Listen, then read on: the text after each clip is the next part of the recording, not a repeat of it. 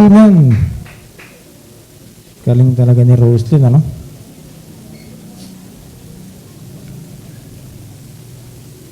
Buti na lang, nagmana kay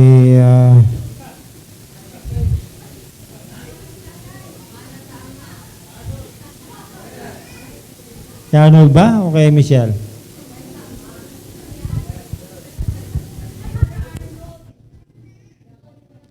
Yung pagkasintonado kay Brother Arnold.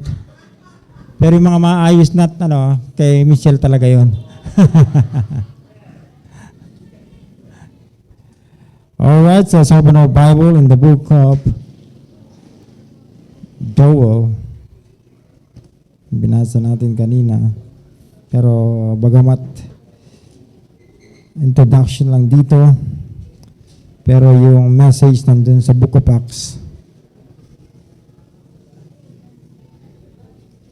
Joel chapter 2, verse 28.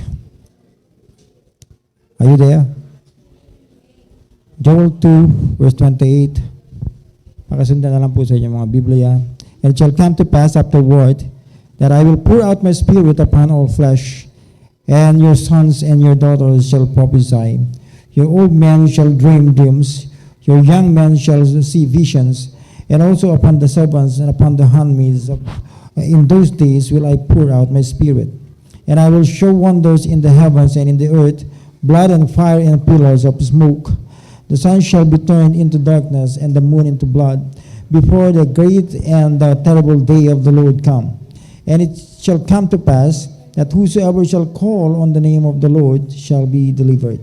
For in Mount Zion and in Jerusalem shall be deliverance, as the Lord hath said, and in the remnant whom the Lord shall call. Acts chapter 2.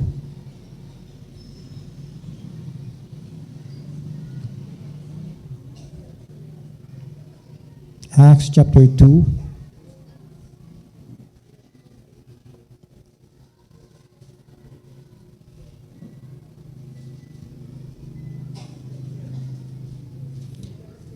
Acts chapter 2 sa mga 1 to 17, pero para makatipid tayo ng time, pakisundan nyo na lang sa verse 16. But this is that which was spoken by the prophet Joel. And it shall come to pass that in the last days, saith God, I will pour out my spirit upon all flesh, and your sons and your daughters and shall prophesy, and your young men shall see visions, and your old men shall dream dreams. Yan yung fulfillment ng prophecy of the book of Joel. Okay? Tayo po sandaling pumikit at manalangin. Dakilang Diyos amang makapangyarihan sa lahat, nagpupuri po kami at nagpapasalamat sa umagang ito na muli naman po kami makapag-aaral ng inyong mga banal na salita. Thank you so much, O God, sa mga awitin na napakinggan po namin na naghanda ng aming mga puso at isipan sa pakikinig ng salita ng Diyos. Which is kahit hindi umaayon yung panahon, Panginoon Diyos, sa amin, mainit, Panginoon Diyos, hindi po komportable ang iyong mga anak. But I pray na bigyan mo po ng maayos na spirit ang bawat isa. Sa ganun, anumang discomfort, Panginoon Diyos, ay masustain ang kanilang enthusiasm, Panginoon Diyos, sa pakikinig ng iyong banal na salita. O God, maraming salamat po, Panginoon Diyos, sa pangunan niyo po sa amin hanggang sa oras na ito. Palayan po yung mga salita at Panginoon Diyos, kayo po magsalita sa kalagitnaan po namin. Nabutin mo po ang pangangailangan ng bawat isa. Gamitin mo ang instrumento ang inyong lingkod, Panginoon Diyos. So God, maraming salamat po, Panginoon Diyos, at anumang glory na matatanggap po namin sa umagang ito ay babalik po namin sa inyo. At dahil kayo lamang po ang karapat-dapat na tumanggap ng glory and honor. Pinupuri po namin kayo, iniluluwalhati at sinasamba po namin sa umagang ito. Ito po ang aming dalangin na may pagpupuri at pasasalamat at patawad po muli sa bawat pagkakasala at pagkukulang po namin sa pangalan ni Jesus. Amen. Please be seated. Alright. Sabi dun kanina sa binasa natin sa book of Joel.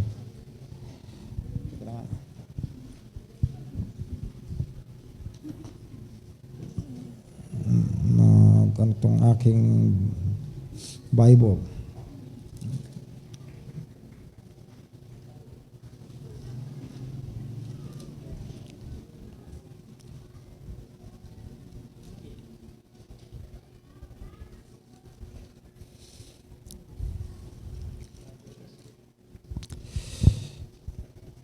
Sabi sa book of Joel, and it shall come to pass afterward that I will pour out my spirit upon all flesh, and your sons and your daughters shall prophesy, your old men shall dream dreams, your young men shall see visions. Of course, sabi ko na sa inyo yung background ng book of Joel kanina. And this time, ang ipapakita ko sa inyo, at dito tayo magpo-park, sa binasa natin sa book of Acts, na katugunan or fulfillment ng prophecy na ito. No? Kaya kung babasahin natin from chapter 2 in verse 1, no, ng book of Acts, and when the day of Pentecost was fully come, they were all with one accord in one place. And suddenly, there came a sound from heaven as of a rushing mighty wind, and it filled all the house where they were sitting.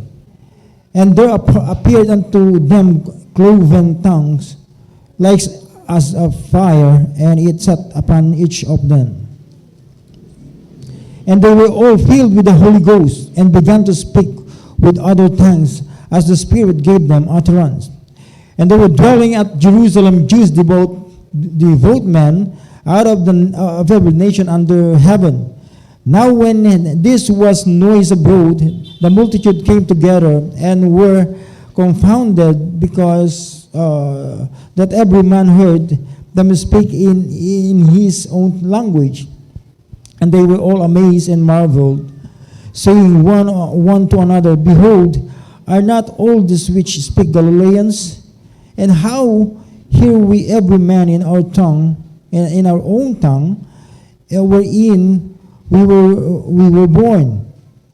Parthians and Medes and Elamites and dwellers in the Mesopotamia, and in Judea and Cappadocia and Pontus and Asia, Phrygia, Pamphylia, in Egypt, and in the parts of Libya about Cyrene, and strangers of Rome, Jews and proselytes, Cretes and Arabians, we do hear this and them speak in our tongues the wonderful works of God.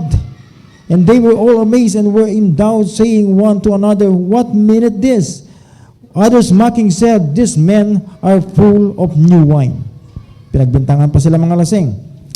But Peter, standing up with the 11, lifted up his voice and said unto them, Ye men of Judea, and all ye that dwell at Jerusalem, be this known unto you, and hearken to my words. For these are not drunken, as you suppose, seeing it is but the third hour of the day. But this is that which was spoken by the prophet Joel, and it shall come to pass in the last days, saith God, I will pour out my spirit upon all flesh, and your sons and your daughters shall prophesy, and your young men shall see vision, and your old men shall dream dreams. Alright, the book of Acts is about the propagation of the church and the gospel. No? The gospel and the church goes together inevitably. No, yung church at yung gospel hindi naman pwedeng paghiwalayin eh. No? So, pag sinabing propagation, it is an act or action of propagating. Kaya tatlong words ang tandaan natin dito sa propagation. Increase, spreading, and enlargement. Yung book of Acts is about a propagation of the church. Ano yung dala ng church? The gospel. No, siya yung kinomission ng Panginoong Kristo bago siya umakyat sa langit na Go ye therefore and teach all nations, baptizing them in the name of the Father and of the Son and of the Holy Ghost, teaching them to observe all things whatsoever I have commanded you, and lo, I am with you always, even unto the end of the world. Ang church, ang dala-dala ng church ay ang gospel. No? So, of course, alam naman natin pag sinabing church, it is the group of baptized believer or believers who join together in doctrine and in fellowship, carrying the Great Commission. That is the church. No, pinagsama-samang mananampalataya binautismuhan, nabautismuhan at inorganize ng Panginoon at yan yung church. No? Are you listening? Nagkakaisa sa isang doktrina at pananampalataya. Anong dala-dala nila? Yung doctrine na tinuro ng Panginoong Jesucristo, hands-on sa mga apostles. Amen. So in this book of Acts, it is the very clear word, no? Ang pinakamaliwanag na salita sa book of Acts na pwede kong sabihin is, it is the works of the Holy Spirit in the life of every Christian. It is the works of the Holy Spirit in the life of every Christian to spread the gospel and to increase the numbers of the church. Amen. Kaya nga, sabi ko, ito yung fulfillment ng propesya ni Joel. Na nung sinabi ng Panginoon, I will pour out my spirit. Ito na yun. Ito na yun. So kaya nga, ang pag-uusapan natin ngayon is about when the God of Israel pour out His Spirit. Ano nangyari? Pagkatapos i-pour out ng Diyos ng Israel yung kanyang Spirit, ano na ang nangyari? Are you listening? Sabi diyan sa verse 4, and they were all filled with the Holy Ghost and began to speak with other tongues as the Spirit gave them utterance. So the first thing na makikita mo dito, the disciples were filled with the Holy Spirit and began to speak with the Word of God boldly. Are you listening? Sabi ko, ang unang makikita mo dito, the disciples were filled with the Holy Spirit and began to speak with the Word of God boldly. Boldly. No? So the true essence, yung binasa natin sa verse 4, and they were all filled with the Holy Ghost and began to speak with other tongues as the Spirit gave them utterance. The true essence of speaking in tongue is speaking the Word of God boldly. Boldly in your own language. Amen. Yun yung speaking in tongue sa book of Acts. During the day of Pentecost. Hindi yung speaking in tongue na pinapractice ng so-called churches ngayon. Yung mga na-filled ng Holy Spirit during the day of Pentecost ay nagsalita sila ng salita ng Diyos. Nag-preach sila ng gospel. Nung sila ay napuspos ng banal na Espiritu ng Diyos. Pero ngayon iba na. Sasabi nila, hindi ka puspos ng banal na Espiritu pag hindi ka nakapagsalita ng other tongues. Ng speaking in tongues. Pero ang totoong sinasabi nilang speaking in tongues, hindi ito. Ang sinasabi nila ay confusion in tongue. Kasi magsasalita man sila, hindi nila naintindihan. Yamasusuki Honda, blah blah blah. Hindi naintindihan. Confusing yun. Tapos may mag-i-interpret, anong sabi? Hindi ko na naintindihan eh. Tapos mayroong mag-isang mag-i-interpret, anong sabi? Magmahalan kayo sa isa't isa. Love one another, exhort one another. Kailangan pa bang speaking in tongue? Yun ay maliwanag ng sinabi ng Bible. Exhort one another and love one another. Di ba? So hindi na siya ngayon. Yan yung sinasabi ni Paul in 1 Corinthians chapter 13. Lahat yun ay maglalaho, matatapos. Yung propesya ay mag-i-end. Hindi na ito yung panahon ng propesya. Hindi na ito panahon ng pag-i-speaking in tongue. Kung meron mang speaking in tongue, naniniwala ako na nangyayari pa rin ngayon yan. Kung magsasalita man ako ng lingwahe ko, pero may makakaintindi pa rin na kahit na iba ang lingwahe niya. At ang pinakamaliwanag na ilustrasyon ng speaking in tongue dito mismo sa church natin, pakinggan mo si Tutoy pag nagso-soul winning. Si Tutoy ay walang pinag-aralan, hindi marunong magsulat, hindi marunong magbasa, pero pag nagsalita siya, yung tao naniniwala at naliligtas. Huwag mo siyang tatanungin anong spelling. Basta sinabi niya, ito ang dapat mong gawin. Sumunod ka sa akin sa panalangin. Hindi ba? Amen? So when the God of Israel poured out His Spirit, the disciples were filled with the Holy Spirit and began to speak with the Word of God boldly. Dapat ganun ang manifestation sa buhay ng mananampalataya. Tingnan mo yung nagsasabi, marunong filled sila ng banal na Espiritu. Nag-i-speaking in tongue, kaya sila nag-i-speaking in tongue dahil sila puspos ng Espiritu. Pero tignan mo yung klase ng buhay. Tignan mo yung klase ng pananamit. Tignan mo yung klase ng kanyang routine sa araw-araw. Diba?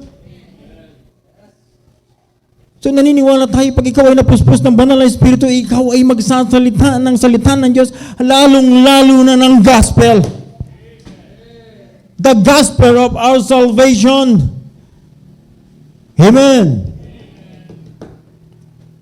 Sabi nyo, tignan mo sabi niya sa verse 13.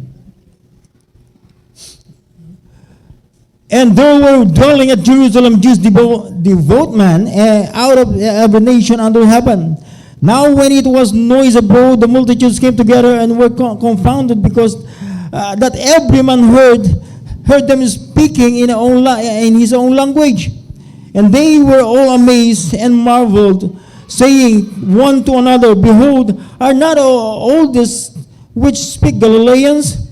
And how hear we every man in our own language, in our own tongue, wherein we were born? Yan na, sinabi niya yung mga iba-iba nilang lingwahe, iba-iba nilang lahi. And sabi niya sa verse 12, and they were all amazed and were in doubt, saying one to another, What meaneth this? Nakaka-amaze naman talaga yun. Nagsasalita sila ng lingwahe nila, pero lahat ng nakikinig doon na iba't ibang nasyon ay naiintindihan nila yung sinasabi. Yan yung speaking in tongue. Pero huwag mong asahan na lahat ay matutuwa sa speaking in tongue o sa pagsalita mo ng salita ng Diyos. Sabi dyan sa verse 13, Other mocking said, These men are full of new wine. Merong magmamak sa atin habang sinishow mo yung gospel, sinishow mo yung salita ng Diyos, hindi lahat maniniwala. Amen. I hope nakaranas na kayo niyan, mga soul winner. And by the way, yung soul winning, hindi lang po trabaho ito ng mga full-time staff. Trabaho po ito ng church. We are the church. The chosen bride of Christ. We are the emblem. Ano yun sumunod doon? Hindi ko na alam. Ayun. Tayo yung church, tayo yung kinumisyon na, Go we and preach the gospel! Go we and preach and teach all nations! Yung church po, tayo yun, yung tao sa church ang kinuman ng Panginoon na ipalaganap yung ebanghelyo ng Panginoong Jesucristo. Buti pa si Tutoy kahit walang pinag-aralan eh. Pero dahil puspos siya ng salita, puspos siya ng banal na Espiritu, nagsasalita ng salita ng Diyos. Bagamat hindi niya nababasa yung sinasabi niya, pero sinasabi niya yung salita ng Diyos. Yan yung manifestation ng pagiging filled with the Spirit. Amen.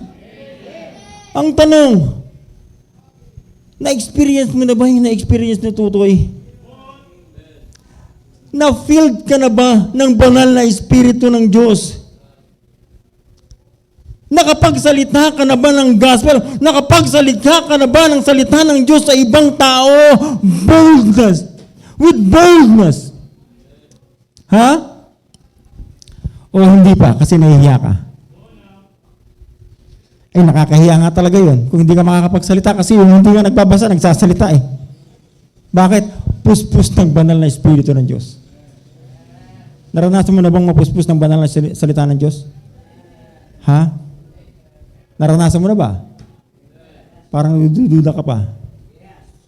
Kung naranasan mo nang mapuspos ng banal na Espiritu ng Diyos, magsasalita ka ng salita ng Diyos. Hindi mo kailangan makarinig ng mga oblada para masabi mong ikaw ay puspos ng salita ng Diyos. Just preach the gospel. Just preach the word of God. Na-experience na ba natin yan, church? Amen. Ano yung sabi ni Apostol Pablo sa mga taga-Epeso? Ephesians chapter 5.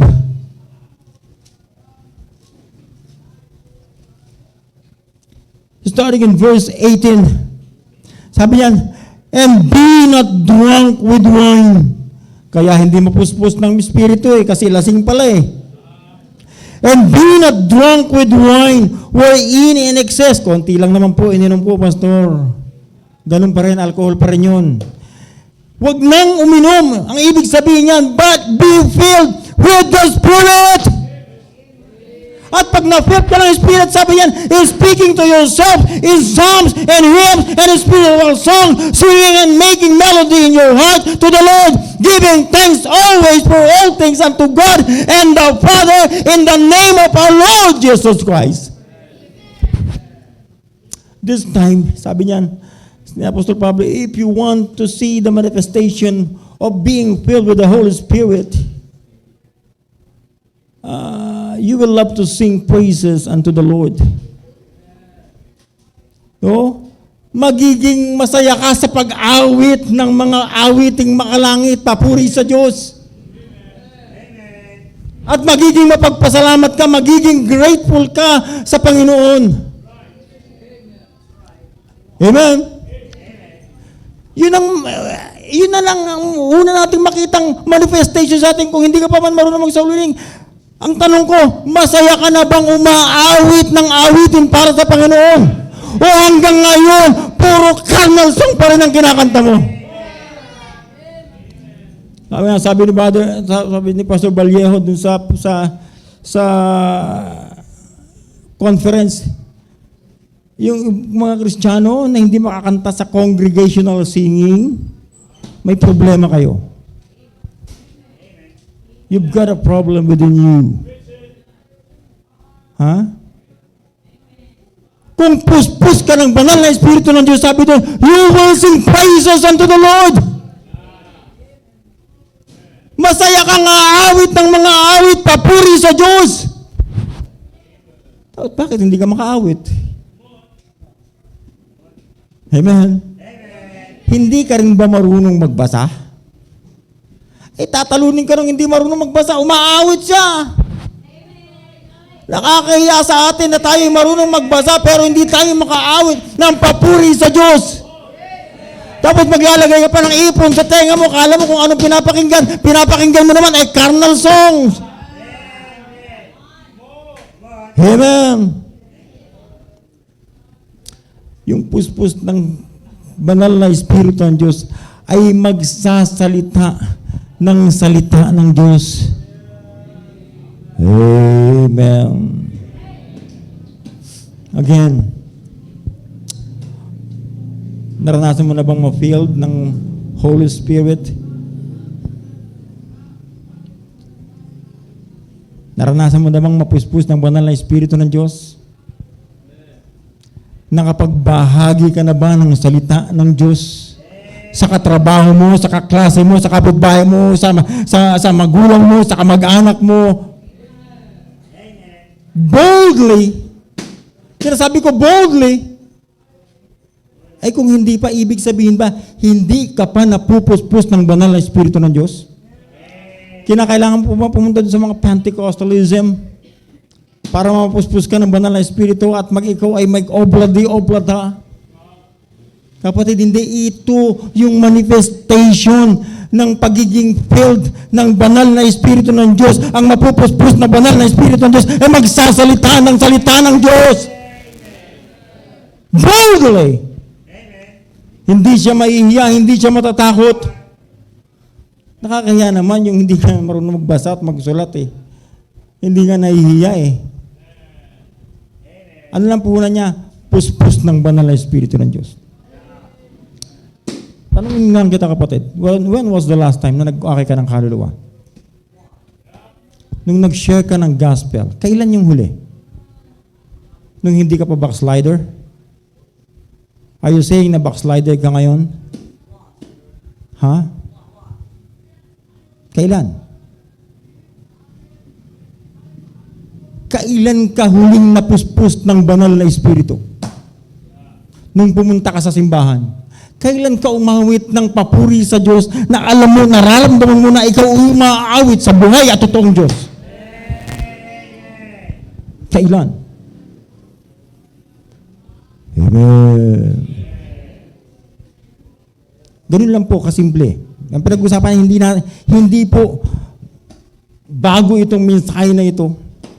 Paulit-ulit natin napapakinggan sa iba't ibang pulpito. Of course, sa pulpito natin, ng ating mga churches. When the God of Israel poured out His Spirit, the disciples were filled with the Holy Spirit and began to speak with the Word of God boldly. Kailan huli nangyari ito sa atin?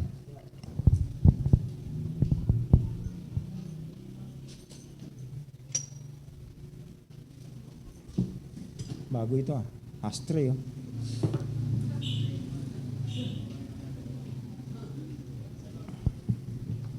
Bakit nilabas itong ashtray ko? Wala na akong gagamitin dun sa opisina.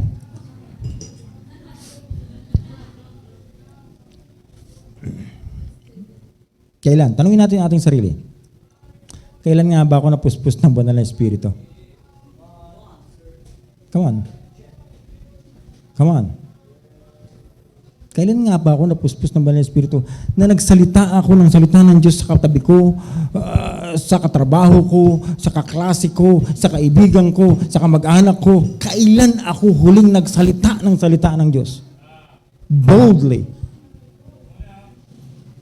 Baka hindi pa. Ibig sabihin ba, hindi ka pa napupuspos ng banal na Espiritu ng Diyos? Be filled with the Spirit, sabi ni Paul. At umpisahan mo sa pag-aawit na makalangit na awitin. Paano ka mapupuspos ng banal na Espiritu ng Diyos? Hanggang ngayon, hindi mo maisuko-suko yung inom mo. Hindi mo maisuko-suko yung sigarilyo mo. Hindi mo maisuko yung sugal mo. Hindi mo maisuko lahat ng bisyo mo. Paano ka mapupuspos ng banal na Espiritu ng Diyos? Kaya nga, may doubt tayo pag nag-share tayo ng gospel. Natatakot tayo ng rejection. Baka hindi tumanggap. Bakit meron ng negativity sa thought natin dahil alam mo meron kang tinatagong kasalanan sa puso mo. Yan naman yung number 1 hindrance sa atin para hindi tayo makapag-preach, para hindi tayo makapag-share ng gospel. Amen. Paano ako mag-share, Pastor? Sabi nyo nga, huwag mo na mag-boyfriend. May boyfriend ako. Ayun lang. Yun talaga. Di i-break mo yung boyfriend mo. May girlfriend ako, di break mo yung girlfriend mo. Para malaya ka makapag-share ng gospel. Para mapuspos ka naman ng banal na Espiritu, kapatid. Hindi lagi ka nga ng puspos ng kakarnalan. Yung mind natin, puspos ng kakarnalan. Matagal na tayo sa simbahan, pero ang laman ng cellphone natin, puro kakarnalan. Naglalaro ka pa ng ML, patayaw-sayaw ka pa ng TikTok. Ano yung bago ngayon? Paro-parogy. Akala nyo. Baka gusto nyo pasayawin, pag-showdownin muna natin dito si Brother Angelo para malaman natin.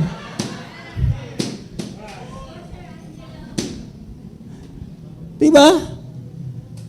Nasa church na tayo, meron na tayong standard na sinusunod, meron maliwanag, meron tayong exhortation na araw-araw, meron tayong napapakinggan palagi na reminder, ng warning, ng exhortation, ng correction, rebuke. And yet, meron pa rin malamang na at the back of our mind, meron pang kakarnalan sa isipan natin. Yun nga lang nakaupo dyan sa computer na yun eh. Kala mo busy nag-share ng link eh. Pero may extra, meron din palang extra sinisender na link. Diba? Nawawala pa nga yung pagiging puspos ng banal na Espiritu dahil sa carnal mind. Pasensya na po kayo kasi malapit na, madaling i-illustrate, malapit eh. Mahihirapan talaga tayo mapuspos ng banal na Espiritu hanggat meron tayong tinatagong kasalanan sa puso at isipan natin, kapatid. Amen.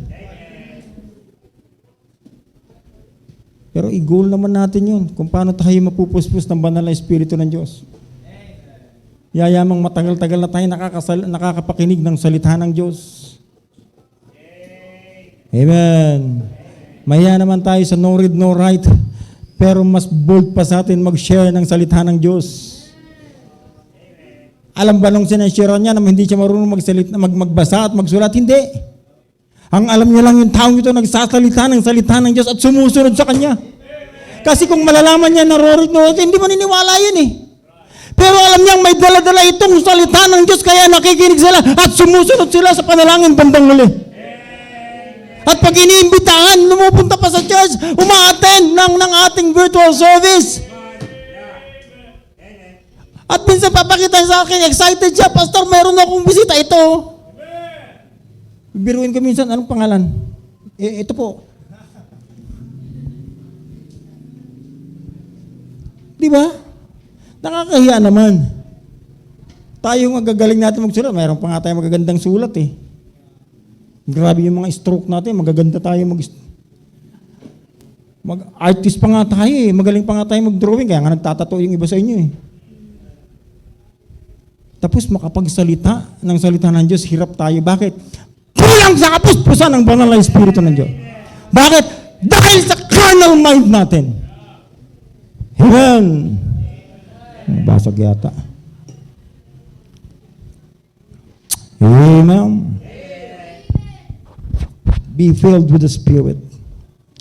Forget those things na hindi ayon sa Espiritu, hindi ayon sa leading ng banal na Espiritu ng Diyos sa atin. Kaya ang huli kong tanong dyan, gaano natin iniistima yung salita ng Diyos sa buhay natin? Alam mo, nakakalungkot na kung ikaw ay lumaki na sa Sunday school, matagal-tagal ka na sa church, nakakapakinig ng salita ng Diyos, and yet wala pang nag-sink in na salita ng Diyos sa sabay natin. Alam mo, ang purpose kung bakit tayo nagme-memory verse, para yung salita ng Diyos manatili sa mind natin. Para pag dumating yung pagkailangan natin siya, madali natin siyang huhugutin. No? Katulad na sa mag-asawa, halimbawa, kung hindi mo alam yung passage sa book of Proverbs na answer not, a soft answer turneth away wrath, but grievous words stir up anger. Sinong hindi nakakasuulo nun? Taas ang kamay. Alam niyo kung bakit ayaw niyong saluhin? Ayaw niyong kontrolin yung sarili niyo eh. Pero kung yan ay nasa mind mo, bago ka palang magamit, magsisingit, lalabas sa mind mo yan. Oy, ito yung sinasabi ng salita ng Diyos. Bago ka pa magalit, meron nang lalabas na salita ng Diyos sa bibig mo. Amen. Kaya nga hindi tayo sa head knowledge lang. Ang pinakamahalaga sa Biblia, ito yung nakikita na sa buhay natin, kapatid. Amen. Kailan tayo napuspos ng banal na Espiritu ng Diyos? Last year? 2 years ago? 3 years ago? Ha? Kailan? Ikaw nakakaalam niya. The second thing, when the God of Israel poured out His Spirit, all who confess Christ shall be saved. Tingnan mo, sabi niya sa verse 21 ng Acts chapter 2. And it shall come to pass that whosoever shall call on the name of the Lord shall be what? Saved. When the God of Israel poured out His Spirit, all who confess Christ shall be saved. Amen. Kaya nga sabi sa Romans chapter 9 verse 9 and 10, Romans chapter 10 verse 9 and 10, that if thou shalt confess with thy mouth the Lord Jesus, and shalt believe in thine heart that God hath raised Him from the dead, thou shalt be saved.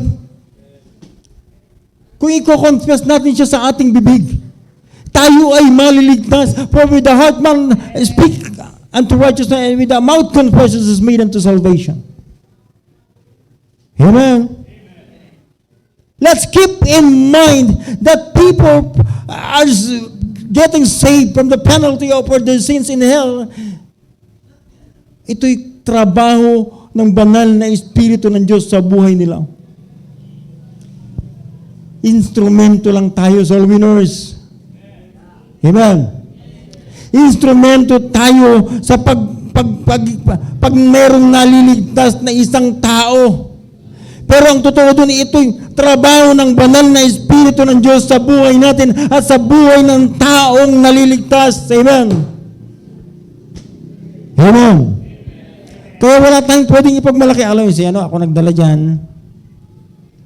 Natutuwa lang tayo na mayroon tayong nadala. Pero hindi tayo pwedeng magmalaki. Ako nagdala sa'yo, huwag kang luloko-loko. Instrumento tayo, salamat tayo na tayo ginamit ng Panginoon para merong maligtas.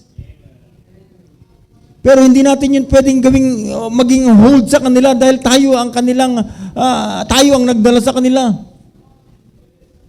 Amen. Kaya nga tayo, kung hindi naman tayo nagdadala ng tao sa church, hindi na nga tayo nagdadala ng bisita, hindi na nga tayo nagdadala ng tao, tapos ino-offend pa natin.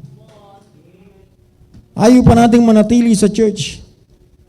Samantala yung nagpipilit na mag-akay ng kaluluwa at magdala sa church, gustong alagaan kahit gaano katigas ang ulo niya, pinagtsatsagaan. Di ba, Troy? Pinipilit pagtsagaan, turuan para hanggang sa matuto, hanggang sa manatili na siya sa kanyang sa trabaho ng isang mananampalataya. Amen. There is God who save people. Diyos ang nagliligtas at Diyos ang nagpapalago sa bawat naliligtas. Hindi tayo ay instrumento lang. Kaya nga sabi ni Apostol Pablo in 1 Corinthians chapter 3 in verse 6, I have planted, Apollos watered, but God gave the increase. It is God who saves people, and it is God who makes people grow. Amen. Kaya wala tayong dapat ipagmalaki sa larangan ng ministry. Dahil biyaya lang ng Diyos na tayo ay nagiging instrumento sa mga ibang tao. Ang totoo doon is all the works of the Holy Spirit in the lives of every people. Amen. Trabaho ito ng Diyos. Trabaho ito ng banal na Espiritu ng Diyos. Kaya nga ma-fill tayo, mapuspos tayo ng banal na Espiritu ng Diyos so that maging instrumento tayo sa mga tao magko-confess ng pananampalataya nila kay Kristo. Sa gayon sila ay maligtas. Amen.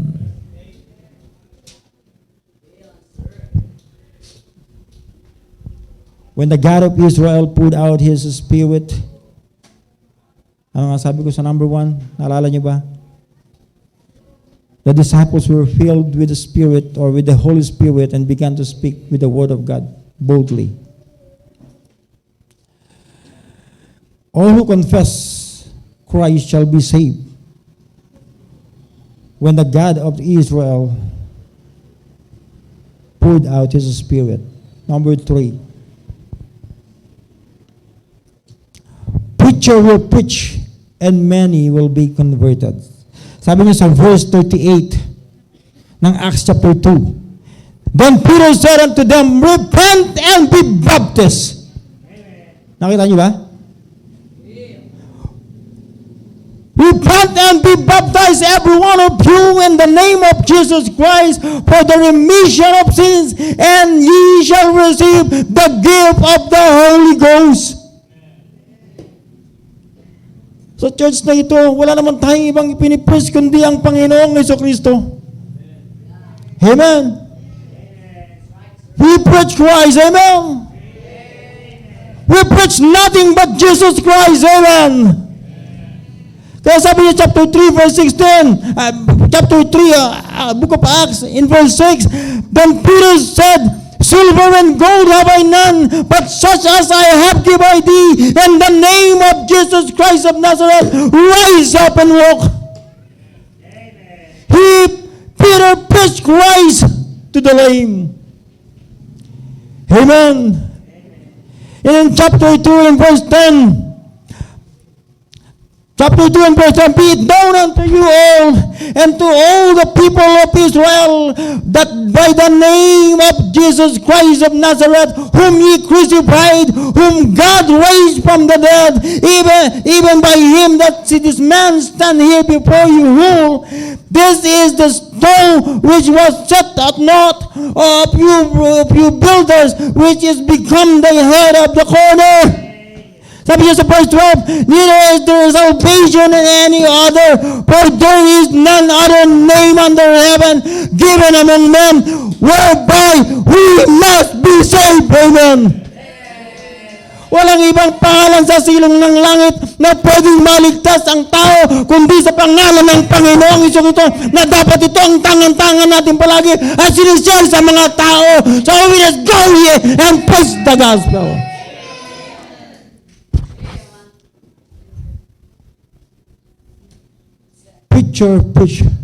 Preacher will preach, and many will be converted. Alam niyo ba na yung Roman soldiers, they're trying to prevent Peter to preach the name of Jesus. Sabi niya sa chapter 4, in verse 18, chapter 4 in verse 18, of the book of Acts, and they called them and commanded them not to speak at all, not all, nor teach in the name of Jesus. They're trying to prevent them to preach Jesus. Pero ang maganda doon, alam nyo, sabi niya sa sumunod na talata, but Peter and John answered and said unto them, whether it be right in the sight of God to hearken unto you more than unto God, judge ye, for we cannot but speak the things which we have seen and heard. Amen. That's why Peter said in chapter 5 and verse 29.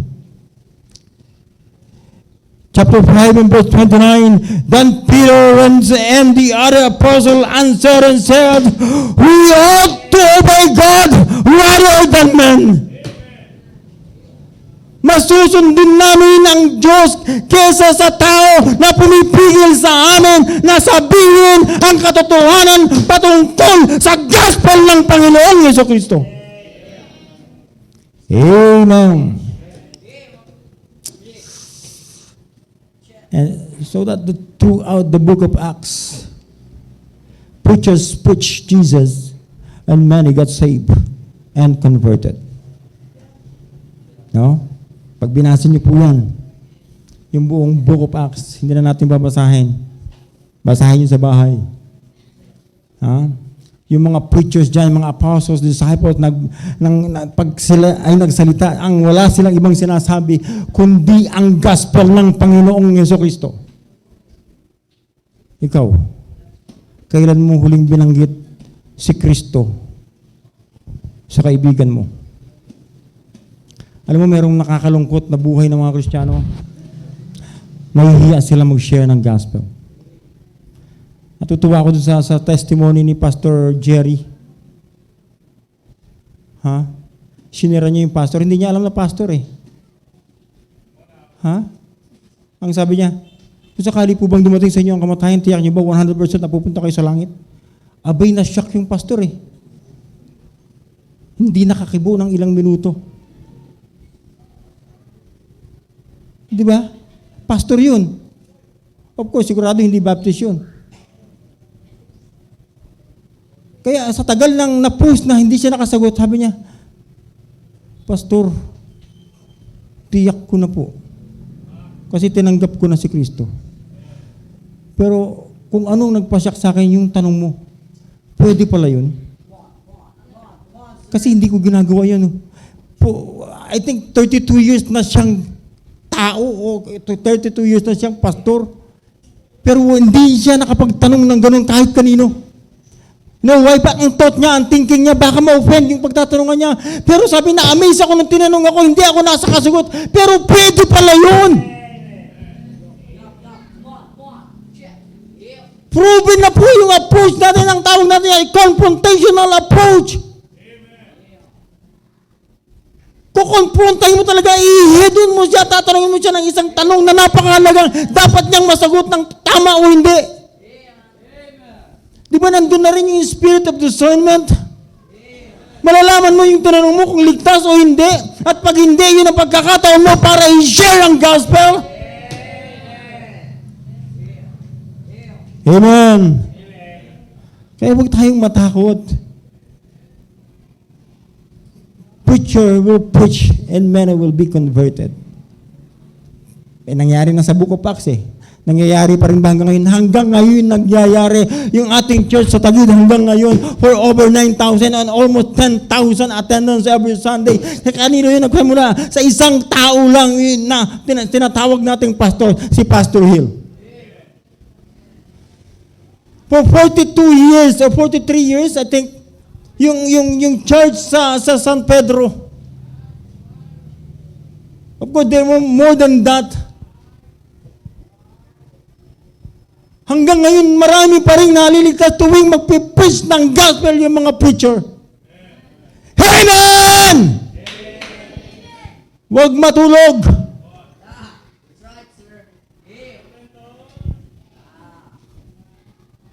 Anyways, tatapusin ko na siguro kasi inaantok na kayo When the God of Israel poured out His Spirit, number one, the disciples were filled with the Holy Spirit and began to speak with the Word of God boldly. When the God of Israel poured out His Spirit, all who confess Christ get saved and shall be saved and will be saved. And number three, preacher will preach and many will be converted. Anong dala-dala ng preaching? Anong laman ng preaching? The gospel. It's all about Jesus. Amen. I hope the message is clear. Balik po tayo mamaya para ituloy natin ang ating pag-aaral. Anong oras nga? 4 o'clock. Apo, para naman makita tayo, kung ganyan, kayo man ay babalik, ganyan kayo kadami, at least ganyan kadami makikita dun sa ating mother church. Ngayon, kung wala kang planong bumalik, at least makapag-virtual ka. Pero mas maganda kung makakabalik. No? Amen! Tapos na ako, kaya huwag ka nang matulog. When the Spirit of God works, the church and people moves. Amen. When the Spirit of God works, the church and people moves. Amen. Kaya kung hanggang ngayon hindi ka pa natitinag, hanggang ngayon wala ka pang planong mag-soul winning, hanggang ngayon wala ka pang planong magseryoso sa ministry mo, it's high time for you to grow, brethren. I hope the message is clear. Tayo pong lahat ay tumayo at tayo po manalangin.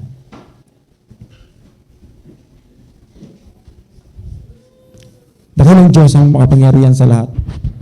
Nagpupuri po kami, tagpapasalamat o Diyos. Sa natapos po naming paghahayag ng iyong mga banal sila. Thank you so much, oh God, for your word. Thank you for the message. Ay pray na patuloy po ng pagpalain sa puso at sa sipiat ng bawat isa. Diyos, binabalik po namin ang buong kapurihan, ang kalwalatian po sa inyo. At patawad sa bawat pagkakasala sa pangalan ng Jesus. Amen. Kung saan bahagi man tayo kinausap ng Panginoon, mensahe ito, bakit hindi tayo lumapit sa altar at makipag-usap?